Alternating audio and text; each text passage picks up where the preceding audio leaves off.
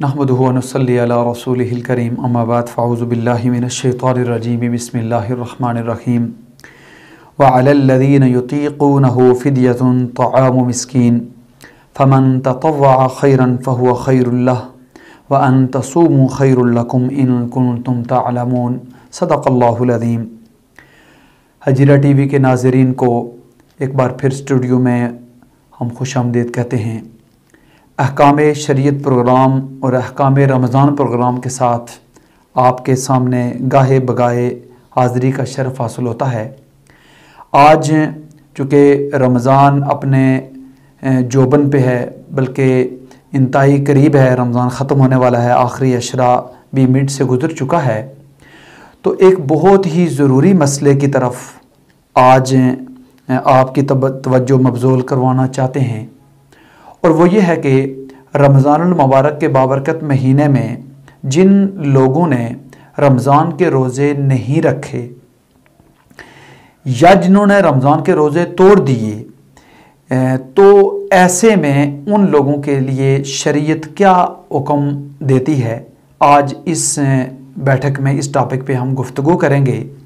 मेरी आपसे गुजारिश होगी कि इंतहाई मुख्तसर जामे बात है, तो लिहाजा सारे के सारे लोग इंतहाई संजीदगी के साथ और गौर से इन बातों को समझ लीजिए।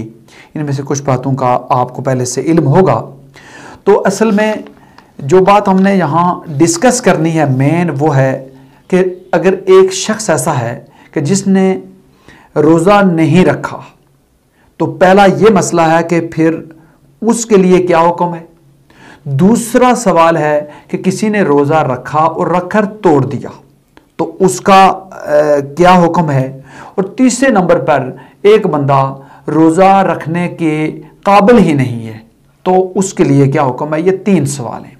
तो पहली बात की तरफ आते हैं, पहला सवाल हम डिस्कस कर लेते हैं, और वो ये है कि अगर किसी शख्स ने रोज़ा नहीं रखा, तो वो ये बात अच्छी तरह मद्देनज़र रहनी चाहिए कि रमज़ान के महीने के अंदर रखे जाने वाले रोज़े और रमज़ान के अलावा रखे जाने वाले रोज़ों को अगर इनका आपस में तकाबुली जायज़ा लिया जाए, तो गैर रमज़ान के जितने भी रोज़े रखेंगे, अजर और सवाब की जो वैल्यू रमज़ान के रोज़े की है वो गैर रमज़ान की नहीं।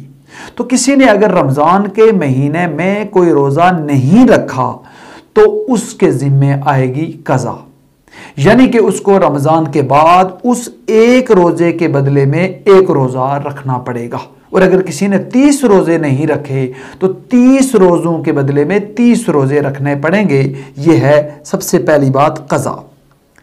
दूसरी चीज़ जो हम यहाँ डिस्कस कर रहे हैं वो ये है कि अगर किसी ने रमज़ान के महीने में रोज़ा रख कर तोड़ दिया, तो ये बहुत बड़ा गुनाह का काम है।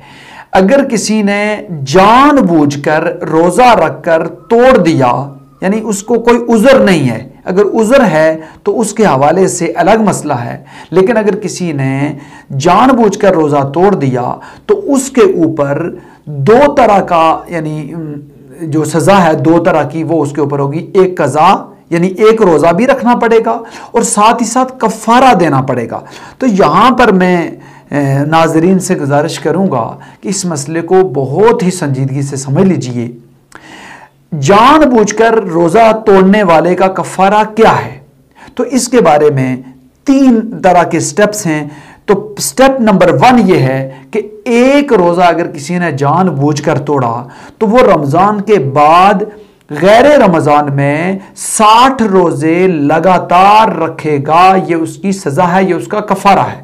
और अगर किसी ने दरमियान में ब्रेक कर ली, तो उसको दोबारा 60 रोज़े रखने पड़ेंगे इकट्ठे। गोया कि ये स्टेप नंबर 1 है कफ़ारे का।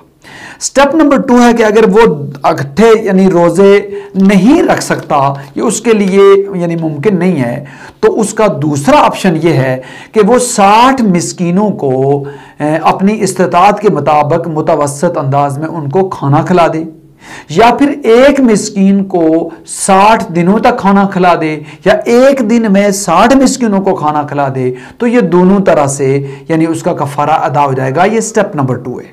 और स्टेप नंबर 3 ये है कि गुलाम को आज़ाद कर दे। तो आज चूंकि ये गुलामी की प्रैक्टिकल सिचुएशन हमारे यहाँ मौजूद नहीं है, तो लिहाजा पहली 2 जो सजाएं होंगी उनमें से कोई एक अप्लाई होगी, उसके मुताबिक उसका कफारा उसको अदा करना पड़ेगा। गोया कि 1 रोज़ा कज़ा भी बीच में रखना है और कफारे के तौर पर उसको 60 रोज़े भी रखने पड़ेंगे। ये हमारे सामने बात आ गई जी, 2 बातें। अब हम आते हैं तीसरी बात की तरफ हैं, और तीसरी बात है फिदिया। याद रखिए कि फिदिया उन लोगों के ऊपर लाजम आ जाता है कि जो लोग दायमी मरीज हैं, यानी एक ऐसा मरीज है कि जो कि उसको अपनी सेहत की उम्मीद नहीं है, उसे अब यकीन है कि मैं अब ठीक नहीं हो सकता हूं, तो दायमी मरीज है और वो रमज़ान के रोज़े नहीं रख सकता, तो उसके लिए गुंजाइश मौजूद है कि वो रमज़ान के रोज़े ना रखे और हर रोज़े के इव्ज़ वो क्या करे, अब फिदिया अदा करे।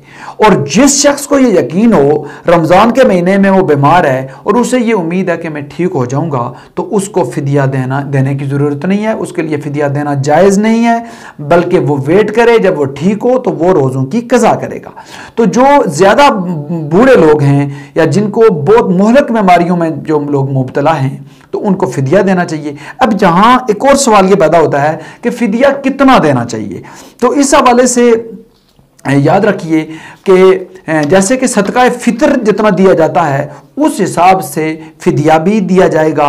फिदिये की मैं हल्की सी डिटेल आपके सामने रख देता हूं, और वो ये है कि इन दिनों में चूंकि ज़िमनन सदका फितर भी डिस्कस कर लेते हैं।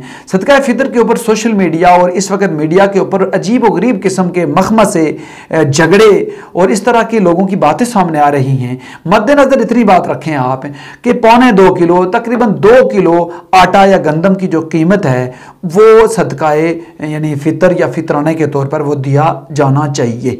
इसके बराबर ही क्या करना चाहिए कि फिदिये की रकम भी यही बनती है, उतनी देनी चाहिए।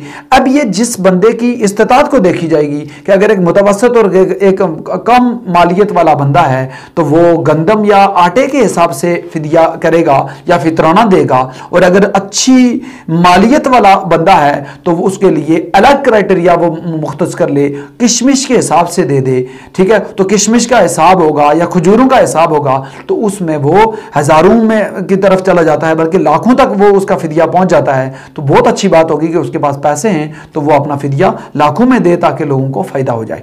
लेकिन जो कम मालियत वाला है तो उसका जो फिदिया है वो तकरीबन 9 से 10 हज़ार रुपये लगभग बनता है। बाकी ये बात डिटेल वाली है तो कहीं किसी और जगह पर इसको डिस्कस किया जा सकता है या सवालात के जरिए इसका मामला हल किया जा सकता है। बहरहाल तो इसमें और भी कुछ डिटेल्स हैं, लेकिन मोटी मोटी जो बातें हैं वो मैंने आपके सामने कुछ रख दी हैं।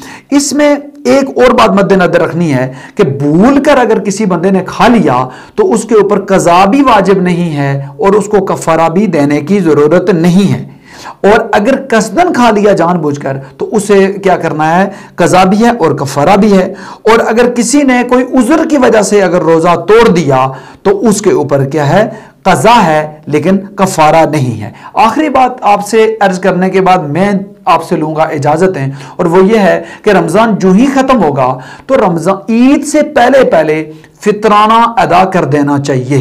तो ईद से तो एक घर के जितने अफराद हैं सब अफराद की तरफ से फितराना अदा किया जाएगा, और ईद के दिन से पहले पहले दे दें तो जितना यकम रमजान से स्टार्ट कर देना चाहिए ताकि जो मुस्तहिकीन है उन तक पहुंच जाए। फिर रमजान जब ईद हो जाती है तो ईद वाले दिन रोजा रखना नाजायज है। याद रखिए, ईद उल फितर वाले दिन रोजा रखना जायज नहीं है, लेकिन ईद उल फितर के अगले दिन से आप रोजे रख सकते हैं। शवाल के रोजे 6 रखे जाते हैं जिसकी अहादीस मुबारका में बहुत बड़ी वैल्यू आई है कि पूरे साल के रोज़ों के बराबर उसका अजर दिया गया है। और जिन खवातीन को अय्याम मखसूसा जिनके रमज़ान में गुजरते हैं तो वो खवातीन अगर शवाल के रोज़े रखती हैं तो उनको अय्याम मखसूसा के रोज़ों का जो क़ज़ा है वो भी अदा हो जाएगी और शवाल के रोज़ों का भी उनको बराबर पूरा का पूरा अजर भी मिलता रहेगा, यानी उनको दोहरा अजर मिलेगा। तो ये चंद मोटी मोटी बातें थी जो आपके सामने फिदिये क़ज़ा और कफ़ारे के हवाले से आपके सामने डिस्कस की गई हैं। अल्लाह तबारक व तआला से दुआ है कि अल्लाह ताला हमें रमज़ान की कदर करने की तौफ़ीक अता फ़रमाए और रमज़ानुल मुबारक के जितने तकाज़े हैं उनको पूरा करने की तौफ़ीक अता फ़रमाए। आपकी समातों का बहुत बहुत शुक्रिया। सोशल मीडिया के नाज़रीन से रिक्वेस्ट करूँगा कि ज़रूर हमारी वीडियो को शेयर करें ताकि दूसरे लोगों को भी इससे फ़ायदा हो जाए। व आखिर दावाना अनिल हम्दुलिल्लाह।